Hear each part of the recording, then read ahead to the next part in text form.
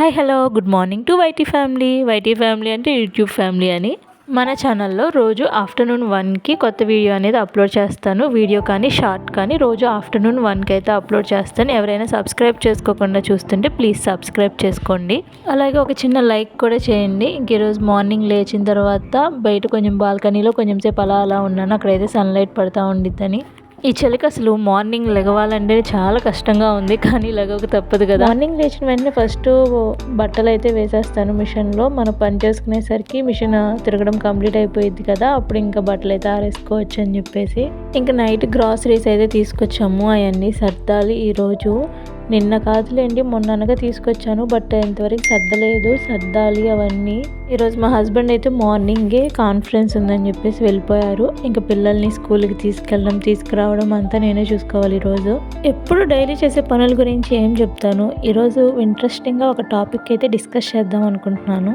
ఎలా చెప్తే బాగుండిద్ది అంటారు? జస్ట్ మనం చేసే పనుల గురించి మాట్లాడితే బాగుండిద్దా, లేక రోజు ఏదో ఒక టాపిక్ తీసుకొని మనం వ్లాగింగ్ చేసుకుంటూనే జస్ట్ నేను చేసే పనులు చూపిస్తేనే ఆ టాపిక్ డిస్కస్ చేస్తే బాగుండిద్ది అంటారా అన్నది కమెంట్ చేసి చెప్పండి. ఇంక ఈరోజు అయితే నేను ఒక న్యూస్ చూశాను నైట్. ఆ న్యూస్ చూసినప్పుడు అసలు ఇలాంటి తల్లులు కూడా ఉంటారా అనిపించింది. ఆ టాపిక్ గురించే ఈరోజు డిస్కస్ చేద్దాం అనుకుంటున్నాను. మీరు కూడా మీ పనులు చేసుకుంటూ జస్ట్ నా వీడియో ఆన్ చేసి వీడియో వాయిస్ ఓవర్ వింటా మీ పనులు మీరు చేసుకుంటూ ఉన్నారనుకోండి, మీకు కూడా తెలియకుండానే మీ పనులు అయిపోతాయి. నా వీడియో చూసినట్టు కూడా ఉండిద్ది కదా. సో ఈరోజు వీడియోలో ఏం చెప్తానంటే, నైట్ ఒక వీడియో చూసాను కదా, ఆ వీడియోలో ఒక తల్లి ఉందని చెప్పాను కదా, ఆ తల్లి గురించి అయితే చెప్దాం అనుకుంటున్నాను. అసలు ఆమె చేసిన పనికి నాకైతే మైండ్ బ్లాక్ అయిపోయింది. అన్నీ ఒక లెక్క అయితే అసలు లాస్ట్లో ఉంది ట్విస్ట్, అసలు అది మామూలు ట్విస్ట్ కాదు. సరే లేట్ చేయకుండా టాపిక్లోకి వెళ్ళిపోతున్నాను. ఒక ఊరిలో ఒక భార్య ఒక భర్త, వాళ్ళకి 2 ఆడపిల్లలు ఉన్నారు. పిల్లలు చిన్న పిల్లలు. వాళ్ళ అమ్మ వాళ్ళ నాన్న కూడా పని చేసుకుంటూ ఉంటారు. వీళ్ళకి కూడా ఏజ్ ఎంత ఉండిద్దంటే భార్యాభర్తలకి ఒక 25 ఉండిద్దేమో అమ్మాయికి, ఆ అబ్బాయికి వచ్చేసి ఒక 30 ఇయర్స్ అలా ఉంటాయి. చిన్న ఫ్యామిలీ. అప్పుడు దాకా బాగానే ఉన్నారు, ఎటువంటి గొడవలు లేవు. అత్తమామలు వాళ్ళ దగ్గర నుంచి ప్రెజర్ ఏమీ లేదు. అమ్మాయికి అంతా హ్యాపీగానే ఉంది. అత్తగారింట్లో లైఫ్ అంతా మంచిగానే లీడ్ చేస్తూ ఉంది. తనకి సోషల్ మీడియాలో రీల్స్ చేయడం అంటే కొంచెం ఇంట్రెస్ట్. సరే అలాగే అని చెప్పేసి వాళ్ళ హస్బెండ్ కూడా సపోర్ట్ చేస్తూ ఉన్నారు. అలాగే రీల్స్ చేసుకుంటూ ఉండిద్ది. మంచి రీల్సే చేసిద్ది, బ్యాడ్గా అలా ఏం చేయదు, మంచిగానే చేస్తూ ఉండిద్ది. అయితే అప్పుడే తనకి ఇన్స్టాగ్రామ్లోనే ఒక అమ్మాయి పరిచయం అయింది. ఇన్స్టాగ్రామ్లోనే ఫేస్బుక్లో నాకు సరిగ్గా ఐడియా లేదు, బట్ సోషల్ మీడియాలోనే ఇంకో అమ్మాయి కూడా పరిచయం అయింది. అయితే తను కూడా వీళ్ళ ఉండే ఊరికి షిఫ్ట్ అవుతుంది వర్క్ మీద. సో తిన ఉండే ఇంటి పక్కనే తనకు వచ్చింది. ఫర్ ఎగ్జాంపుల్ 2 పేర్లు అనుకుందాము. ఒక అమ్మాయి పేరు వాణి, ఒక అమ్మాయి పేరు గీత అనుకుందాం. వాణి అనే అమ్మాయి హౌస్ వైఫ్ అన్నాను కదా, ఆ అమ్మాయి పేరు వాణి అనుకుందాం. షిఫ్ట్ అయిన అమ్మాయి పేరు గీత అనుకుందాం. ఇప్పుడు వాణి వాళ్ళ హస్బెండ్తో వాళ్ళ పిల్లలతో హ్యాపీగానే ఉంది. అయితే తనకు ఒకసారి గీతతో కలిసి కూడా సోషల్ మీడియాలో రీల్స్ చేసామనుకో ఇంకా కొంచెం మంచిగా పాపులర్ అయ్యిద్ది కదా అనిపించి గీతని కూడా కన్సల్ట్ అయితే గీత కూడా ఓకే సరే కలిసి చేద్దాము అని చెప్పేసి అంది. అప్పటి నుంచి వాళ్ళిద్దరు మంచి ఫ్రెండ్స్ అయిపోయారు. వాణి గీత ఇద్దరు కలిసి సోషల్ మీడియాలో రీల్స్ షార్ట్స్ లాగా అవైతే అప్లోడ్ చేయడం స్టార్ట్ చేశారు. అప్పటి నుంచి వాళ్ళిద్దరు ఎంత క్లోజ్ అయ్యారంటే ఇంట్లో పిల్లల్ని హస్బెండ్ని కూడా పట్టించుకోలేనంత క్లోజ్ అయిపోయారు ఇద్దరు. ఇన్స్టాగ్రామ్లో రీల్స్ చేసుకోవడం, ఇంకా వాళ్ళిద్దరూ చిట్ చాట్ చేసుకోవడం, వాళ్ళిద్దరూ ఇంటికి వచ్చినా కానీ ఎక్కువ టైం తనతోనే మాట్లాడడానికి తనతోనే చాట్ చేయడానికి సరిపోయింది. సరే వాళ్ళ హస్బెండ్ సరే కొత్తగా పరిచయం అయింది కదా, అందుకని మాట్లాడుకుంటున్నారో ఏమోలే అని చెప్పేసి లైట్ తీసుకున్నారు. ఇంకా అలా ఒక 1 ఇయర్ గడిపేసిన తర్వాత ఇప్పుడు హస్బెండ్కి కొంచెం అనుమానం అనేది స్టార్ట్ అయింది. ఎందుకంటే అనుమానం అంటే తనకి అప్పటికీ అనుమానం ఏమీ లేదు. చుట్టుపక్కల వాళ్ళందరూ కొంచెం వాణి గీత వాళ్ళ ప్రవర్తన చూస్తుంటే ఏదోలాగా ఉంది అని చెప్పేసి అంటూ ఉన్నారు. వాళ్ళ హస్బెండ్ అంత పట్టించుకునే వాళ్ళు కాదు. ఎప్పుడు తన ఫోన్ చేసి చెక్ చేసింది కూడా లేదు. వాణి కొంచెం గీతతో బిహేవ్ చేసే చూస్తుంటే ఒక అమ్మాయితో బిహేవ్ చేస్తున్నట్లేదు, ఒక అబ్బాయితో బిహేవ్ చేస్తున్నట్టున్నారు. వాళ్ళిద్దరు అసలు అమ్మాయిలేనా అన్నట్టు అనిపించట్లేదు, అలా బిహేవ్ చేస్తున్నారు అని చెప్పేసి చుట్టుపక్కల వాళ్ళందరూ చెప్పడం స్టార్ట్ చేశారు. అప్పటికి వాళ్ళ హస్బెండ్ అంత పట్టించుకోలేదు, లేదు వాణి అలాంటిది కాదు అని చెప్పేసి అన్నారు. అలాంటి టైంలోనే వాణి మళ్ళీ కన్సీవ్ అయింది ఈసారి. 4th మంత్ వచ్చింది. అయినా కానీ తను రీల్స్ చేయడం అవన్నీ స్టాప్ చేయట్లేదు. అయినా కానీ రీల్స్ చేస్తూనే ఉంది. గీతతో కలిసి ఇద్దరు బాగా టైం స్పెండ్ చేస్తున్నారు. ఎంత ఫ్రెండ్షిప్ అంటే భర్త కన్నా తనే ఎక్కువ అన్న దానిలోకి వెళ్ళిపోయింది వాణి. సరే, చుట్టుపక్కల వాళ్ళందరూ కూడా చెప్తున్నారు, ఇంకా తిన బిహేవియర్లో కూడా కొంచెం తేడా అనిపిస్తుంది. కొంచెం వాళ్ళ అమ్మ వాళ్ళ ఇంటికి వెళ్తే కొన్ని నెలలు ఉండొస్తే సెట్ అయ్యిద్ది, అసలుకి ఇప్పుడు ప్రెగ్నెంట్తో ఉంటుంది కదా అని చెప్పేసి వాళ్ళ హస్బెండ్ ఏం చేశాడంటే వాణిని తీసుకెళ్ళి వాణి వాళ్ళ అమ్మ వాళ్ళ ఇంట్లో వదిలిపెట్టి వచ్చాడు. అక్కడికి వెళ్ళినా కానీ వాణి 2 days ఉన్న తర్వాత నేను మా హస్బెండ్ దగ్గరికి వెళ్ళిపోతాను అని చెప్పేసి అంటూ ఉండేది. అంటే సరే అని చెప్పేసి మళ్ళీ వాళ్ళు తీసుకొచ్చి వదిలిపెట్టారు. వాళ్ళ హస్బెండ్ దగ్గర తీసుకొచ్చి వదిలిపెడితే వాళ్ళ హస్బెండ్ దగ్గర మళ్ళీ ఉండకుండా గీత దగ్గరికి వెళ్ళి ఉండేది ఎక్కువ టైం. సరే, ఇంకా ఆ విషయం మీద వాళ్ళ భార్యాభర్తలకి ఇద్దరికి గొడవలు వచ్చేసి నేను ఇక్కడ ఉండని, ఇంకా నేను మా పుట్టింటికి వెళ్ళిపోతాను, నీకు నాకు సెట్ అవ్వదు అని చెప్పేసి అని ఇంక వాళ్ళ పుట్టింటికి వెళ్ళిపోయిద్ది. అప్పటికి 5th మంత్ వచ్చింది. వాణి ప్రెగ్నెంట్ అని చెప్పాను కదా, 5th మంత్ వచ్చింది. సరే అని వాళ్ళ పుట్టింటికి వెళ్ళిపోతే అక్కడికి వెళ్ళిన తర్వాత వాళ్ళ అమ్మ వాళ్ళు చెప్తారు, అమ్మ నువ్వు ఇలా రాకూడదు, ఇలా చేయకూడదు, మీ హస్బెండ్తోనే ఉండాలి, ఇలా గొడవ పెట్టుకొని వచ్చేస్తే ఏమనుకుంటారు నలుగురు అని అది ఇది నచ్చి చెప్తూ ఉంటారు. అప్పటికే అమ్మాయి విందు. అలా 9 నెలలు గడిచిపోతాయి. ఒక అబ్బాయికి అయితే డెలివరీ అయ్యిద్ది. డెలివరీ అయిన తర్వాత మళ్ళీ వాళ్ళ హస్బెండ్స్ ఈ అమ్మాయిని ఎలాగోలా కన్విన్స్ చేసి తీసుకొచ్చి వాళ్ళ హస్బెండ్ దగ్గర వదిలిపెడతారు. సరే, వాళ్ళ హస్బెండ్ కూడా ముందు 2 ఆడపిల్లలు కదా, తర్వాత బాబు పుట్టాడు కదా అని చెప్పేసి కన్విన్స్ అయ్యి సరే మనం ఇంకా గొడవలన్నీ పక్కన పెట్టేసి హ్యాపీగా ఉందాము అని చెప్పేసి అంటాడు. సరే అని తిని కూడా ఓకే అని చెప్పేసి వచ్చిన తర్వాత ఈ గీత అనే అమ్మాయి ఉందన్నాను కదా, ఆ అమ్మాయితో అప్పటికి కాంటాక్ట్లోనే ఉండిద్ది. వాళ్ళిద్దరు మాట్లాడుకుంటూనే ఉంటారు, చేసుకుంటూనే ఉంటారు. తర్వాత అతనికి బాబు పుట్టిన తర్వాత వాణి కొంచెం బిజీ అయిపోయిద్ది బాబుని చూసుకోవడంలో, చిన్నపిల్లోడు కదా. సో తన వర్క్లో బిజీ అయిపోతూ ఉంటే గీత తనకి మెసేజ్ చేస్తూ ఉండిద్ది, ఏంటి నువ్వు నన్ను అసలు పట్టించుకోవట్లేదు, చేయట్లేదు అని, నీకు నా మీద ఇష్టం తగ్గిపోయింది, అది ఇది అని చెప్పేసి ఒక అబ్బాయి ఒక అమ్మాయితో ఎలా మెసేజ్ చేస్తారు అలా చేసుకుంటూ ఉంటారు.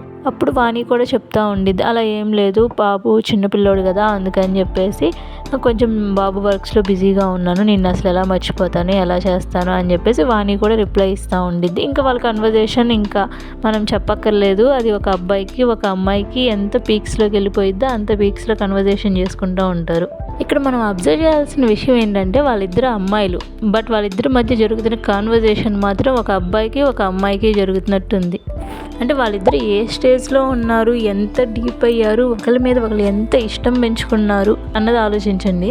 గీత కూడా తన వాట్సాప్ ప్రొఫైల్ డీపీ కానీ ఇన్స్టాగ్రామ్ డీపీలో కానీ ఈ వాణి పిల్లల ఫోటోనే పెట్టుకునేది. సరే మంచి ఫ్రెండ్స్ కదా అని చెప్పేసి అనుకుంటూనే ఉన్నారు అప్పుడు దాకా అందరూ. బట్ అప్పటిదాకా ఉన్న ఫ్రెండ్షిప్ కాస్త వాళ్ళది అది ఎలా చెప్పాలో కూడా నాకు అర్థం కావట్లేదు, ఒక టైప్ ఆఫ్ ఫీలింగ్లోకి వెళ్ళిపోయింది. ఒక అమ్మాయి ఒక అబ్బాయికి మధ్య ఎలాంటి ఫీలింగ్స్ వస్తాయో అలాంటి ఫీలింగ్స్లోకి వెళ్ళిపోయింది వాళ్ళ మ్యాటర్. ఇంకా ఒకరోజు వాళ్ళ హస్బెండ్కి ఎందుకో బాగా డౌట్ వచ్చేసి వాణి ఫోన్ తీసుకొని చెక్ చేశాడు. వాణి ఫోన్ తీసుకొని చెక్ చేస్తే వాళ్ళ హస్బెండ్ కూడా స్టన్ అయిపోయాడు. అలాగా చాట్ చేసుకుంటూ ఉన్నారు వాళ్ళిద్దరూ. అసలు నువ్వు అమ్మాయివేనా, అసలు అమ్మాయితో అలా మాట్లాడుతున్నావేంటి, అలా చేస్తున్నావేంటి అంటే వాణి కూడా నా ఇష్టం, నేను మాట్లాడుకుంటాను, నేను చేసుకుంటాను అని చెప్పేసి అంది. వాళ్ళ హస్బెండ్ ఇంకా ఆ పిల్లల్ని చూసుకోవాలి కదా, చేసుకోవాలి కదా, మళ్ళీ ఎందుకు ఇప్పుడు తింతో గొడవ అని చెప్పేసి ఏమనకుండా తనే సైలెంట్ అయిపోయి వెళ్ళిపోయాడు. ఇంకా అప్పటి నుంచి వాణికి గీత ప్రెజర్ స్టార్ట్ అయింది. వాణి తన పిల్లలతో బిజీగా ఉండేసరికి గీత ఆ విషయాన్ని తట్టుకోలేకపోయింది. గీత ఆ విషయాన్ని తీసుకోలేక నువ్వు నాతో సరిగ్గా టైం స్పెండ్ చేయట్లేదు, నీకు నేనంటే ఇష్టం లేదు, నేను నీతో మాట్లాడను, నువ్వు నన్ను వదిలేసే అలా మాట్లాడడం స్టార్ట్ చేసింది.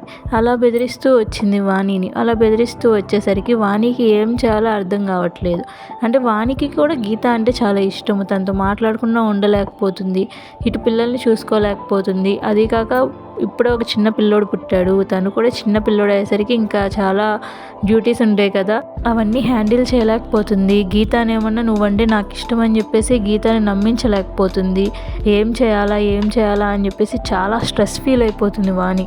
గీత వాణి నెంబర్ బ్లాక్ చేసేసింది. నువ్వు నాతో మాట్లాడొద్దు, ఇంకా నీకు నేనంటే ఇష్టం లేదు, అది ఇది అని చెప్పేసి గీత వచ్చేసి వాణి నెంబర్ బ్లాక్ చేసేసరికి ఇంకా వాణికి ఇంకా పీక్స్కి వెళ్ళిపోయింది. తన మీద ఇంట్రెస్ట్, తను నన్ను పట్టించుకోవట్లేదు, చేయట్లేదు అని.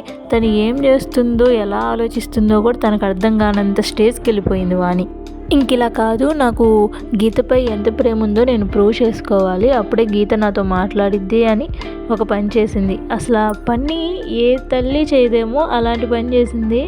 ఈ పిల్లవాడు పుట్టిన దగ్గర నుంచే నాకు గీతకి గొడవలు వస్తున్నాయి. అసలు ఈ పిల్లవాడే లేకపోతే మా ఇద్దరికి ఏ ప్రాబ్లము ఉండదు.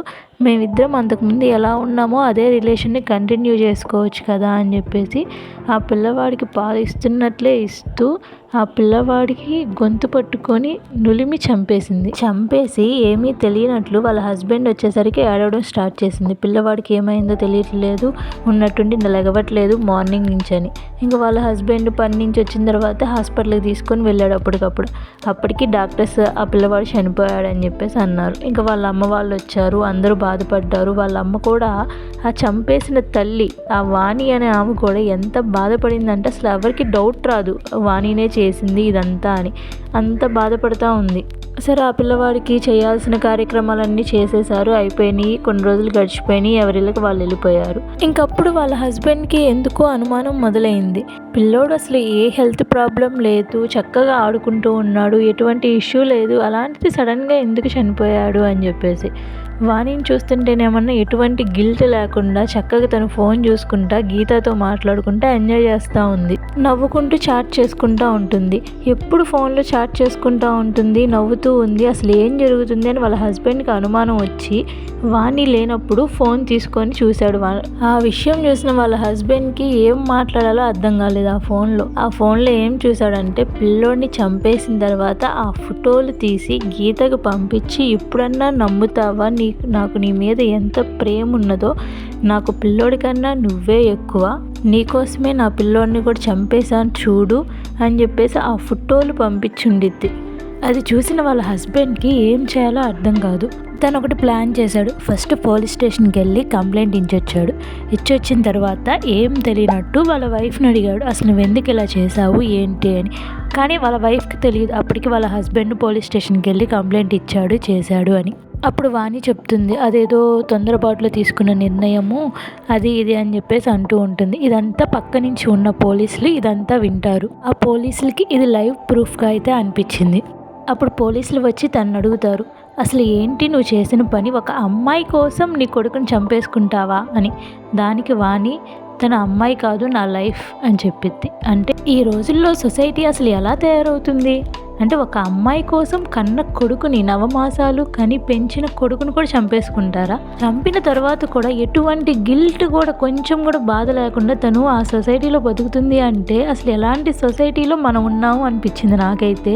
ఈ స్టోరీ అంతా విన్న తర్వాత తప్పు ఎవరిది అని మీకు అనిపించిందో కమెంట్ చేయండి. అన్నిసార్లు అనుమానం వచ్చినా కానీ సీరియస్గా తీసుకొని భర్తదా, లేకపోతే ఆడపిల్ల పుట్టింట్లో ఉంటే అవమానం అని ఫీల్ అయ్యి ఎలాగోలా నచ్చచెప్పి పంపించిన ఆ తల్లిదండ్రులదా, లేక విచక్షణ కోల్పోయి కన్న కొడుకుని చంపుకున్న ఆ తల్లిదా, తన కోసం ఇదంతా చేస్తున్న వానికి ఇది నువ్వు చేస్తుంది తప్పు అని చెప్పని ఆ గీతదా?